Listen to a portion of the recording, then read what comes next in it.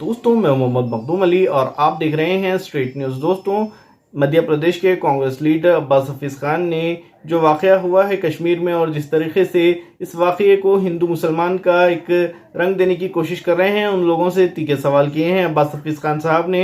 उन्होंने कहा है कि अभी तक होम मिनिस्टर का जो इस्तीफ़ा है वो क्यों नहीं आया और रक्षा मंत्री का इस्तीफ़ा क्यों नहीं आया, क्योंकि ये लोग भी इसमें ज़िम्मेदार है।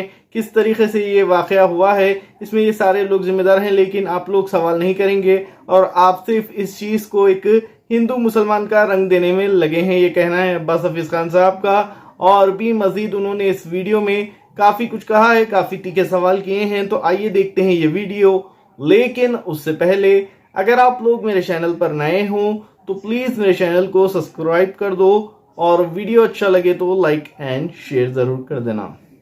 पहलगाम में जो आतंकी और कायराना हमला हुआ है उसके बाद से कुछ लोगों के निरंतर ट्वीट्स और पोस्ट देखकर मेरा एक सवाल है कि भाई हमारी लड़ाई पाकिस्तान और आतंकवाद से है या हमारी लड़ाई भारत के 20 से 22 करोड़ भारतीय मुसलमानों से है। ऐसा मैं इसलिए कह रहा हूं कि जो लोग नैरेटिव पुश कर रहे हैं कि जाति नहीं धर्म पूछ कर, जिन्होंने धर्म पूछ के जान ले ली, आप धर्म पूछ के सब्जी नहीं ले सकते, ये किस तरह का कंपैरिजन है। सब्जी बेचने वाला भारतीय मुसलमान है जो भारत के साथ खड़ा है, भारत के 20 से 22 करोड़ मुसलमान भारत के साथ खड़े हैं। इस नैरेटिव की वजह से कल से अब तक कुछ वीडियोस मेरे पास आए हैं जहां कश्मीरी स्टूडेंट्स को मारा पीटा गया है, और उसके साथ साथ आप ये देखिए कि ये भी एक वीडियो है जो हरियाणा का है। ये एक भारतीय मुसलमान है, इसको क्यों मारा जा रहा है, इसको क्यों पीटा जा रहा है, इसकी क्या गलती है? ये तो भारतीय है, ये भारत के साथ खड़ा है। सवाल पूछना चाहिए आपको भारतीय जनता पार्टी की सरकार से, लेकिन वो आप पूछेंगे नहीं क्योंकि आप देशभक्त नहीं बीजेपी के भक्त हो। आप ये सवाल नहीं पूछ रहे हैं कि सऊदी अरेबिया का दौरा कट शॉर्ट करके मोदी जी जो देश में आए कश्मीर क्यों नहीं गए, और बिहार की जो पॉलिटिकल रैली थी उसमें क्यों चले गए। मीडिया ने एक नैरेटिव सेट कर दिया कि बिहार से मोदी जी करारा जवाब देंगे दुश्मन देश को, और वहां पर कई सारी लाखों करोड़ों की योजनाओं की बात हुई, योजनाओं की सौगात दी गई, इस तरह से अपनी सरकार की जो उपलब्धियां वो बताई गई और उसके साथ में चेतावनी भी दे दी गई। क्या ये सही था?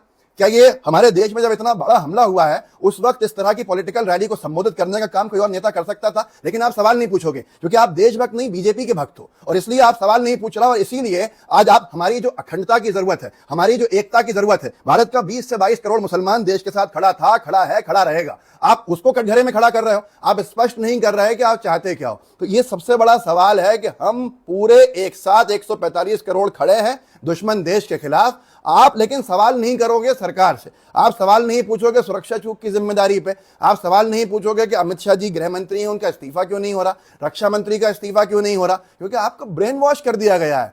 आप देशभक्त बनिए, मैं आपसे ये कहूंगा। हजारों लोगों, लोकल्स ने हजारों लोगों की जान बचाई, ऐसा वहां के सैलानियों ने कहा। एक तो छत्तीसगढ़ के बीजेपी के नेता ने कहा कि लोकल्स ने जान बचाई, नहीं तो हजारों पर आंकड़ा पहुंच जाता। लेकिन आप फिर भी दुश्मनी का, एक आपसी दुश्मनी का नैरेटिव चलाओगे। हमारी दुश्मनी उनसे है जो हमला करके गए हैं, हमारी दुश्मनी दुश्मन देश पाकिस्तान से है, ना कि हमारे देश के मुसलमानों से। पर यह आपको समझ में नहीं आ रहा क्योंकि आपको समझा वो लोग रहे हैं जो ट्विटर पर पैसे कमाते हैं, जो अपने ट्वीट नफरत भरे करते हैं, जिनसे एंगेजमेंट बढ़ता है, उनको पैसा मिलता है और हम नफरत का शिकार हो जाते हैं। इस तरह की घटनाएं हो रही हैं जहां आपस में हम लड़ रहे हैं, एक दूसरे को मारपीट रहे हैं। कश्मीरी स्टूडेंट्स हमारे हैं, भारतीय हैं, उनकी सुरक्षा की जिम्मेदारी भी हमारी है। आतंकवादियों को जड़ से खत्म कीजिए। सब देश की सरकार के साथ खड़े हुए हैं, ऑल पार्टी मीटिंग में भी यही तय हुआ कि हमला करें, जो भी करे, देश की सरकार जो निर्णय ले सब साथ हैं। लेकिन देश के ही 20 से 22 करोड़ मुसलमानों को इस तरह से अपना दुश्मन समझ बैठना, ये शायद हमारी अखंडता के लिए अच्छा नहीं है। जरा समझिएगा कि आपका आउटरीच कहां होना चाहिए था, आपका गुस्सा किससे होना। तो दोस्तों, आपने देखा क्या कहना है अब्बास हफीज़ खान साहब का। उन्होंने साफ तौर पर सरकार पर सवाल उठाए हैं कि सरकार का एक फेलियर है जिस तरीके का ये हादसा हुआ है। तो इसके ऊपर आप सबकी क्या राय है? अपनी कीमती राय हमें कमेंट बॉक्स में ज़रूर दें और हमारे चैनल स्ट्रेट न्यूज़ को सब्सक्राइब करना ना भूलें।